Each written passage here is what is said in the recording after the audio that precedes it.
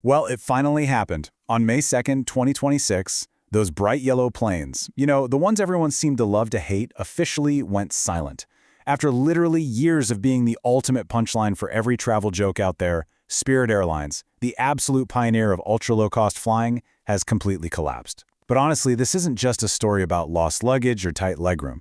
This is a genuinely fascinating story. We're talking a failed multi-billion-dollar merger, a massive mechanical crisis, and a sudden global conflict that sent fuel prices completely into the stratosphere. Welcome to The Explainer. Today, we're essentially conducting a strict chronological autopsy of an airline.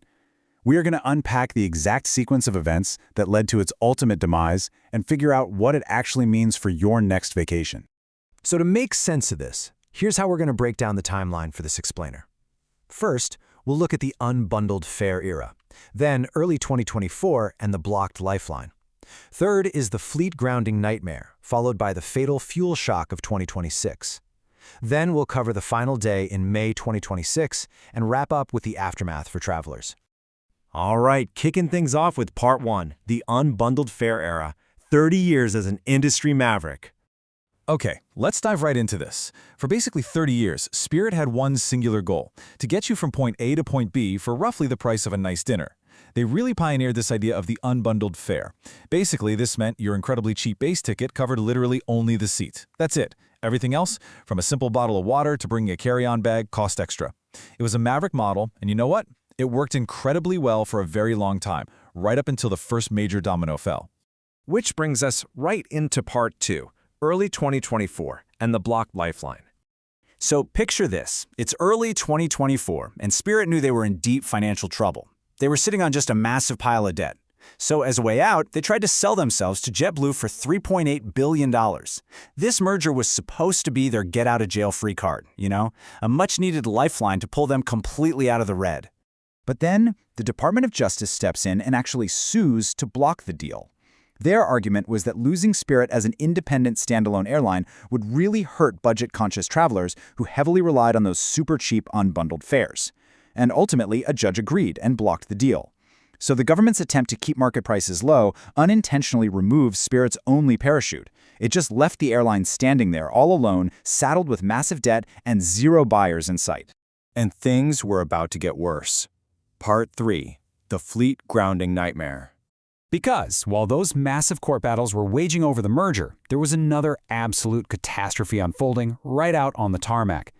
Spirit's fleet relied really heavily on Pratt Whitney GTF engines. But it turned out, these specific engines suffered from a major manufacturing defect. It required hundreds of them to be completely pulled for rigorous inspections. So the actual, physical hardware Spirit relied on to fly was literally falling apart. Let's just walk through the devastating chain reaction of what happens when an ultra-low-cost carrier faces an engine recall like this. Step 1. Dozens of Spirit's planes had to be grounded at the exact same time. Step 2. Because a budget airline literally only makes money when its planes are constantly in the air turning routes, Spirit started losing millions of dollars every single day those planes sat idle. And Step 3. To try and survive that incredible cash bleed, they had to start slashing routes and aggressively furloughing pilots. They were losing their absolute only mechanism to generate any revenue at all. That sets the stage for Part 4, 2026, the fatal fuel shock.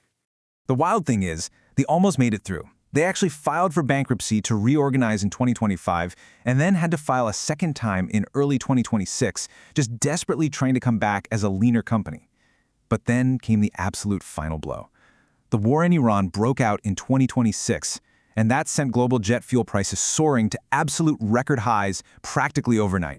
Now, to really understand why this specific fuel spike was fatal for Spirit, we have to talk about something called hedging. Basically, hedging is a financial strategy used by big companies to lock in lower commodity prices way in advance to protect themselves against sudden crazy market spikes. Well, Spirit, unlike a lot of its competitors, was completely unhedged. They had not locked in those lower fuel prices at all.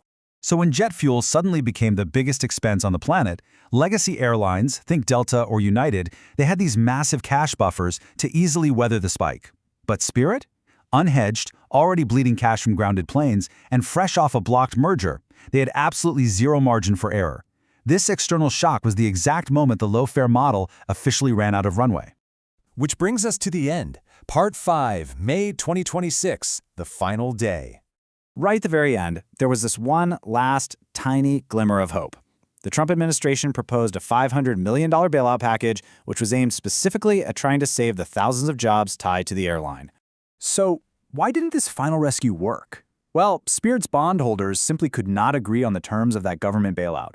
In the end, some of the key creditors actually preferred the certainty of liquidating the entire company, just marking the physical planes for sale off, rather than taking on a risky government deal.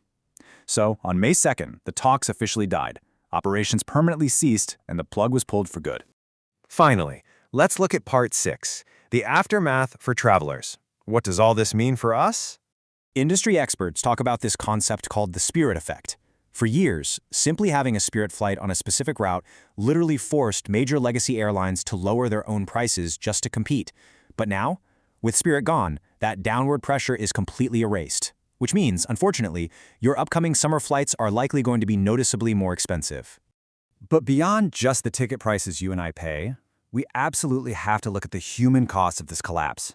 17,000. That's the staggering number of workers, pilots, flight attendants, gate agents, mechanics, who lost their livelihoods the second those yellow planes stopped flying.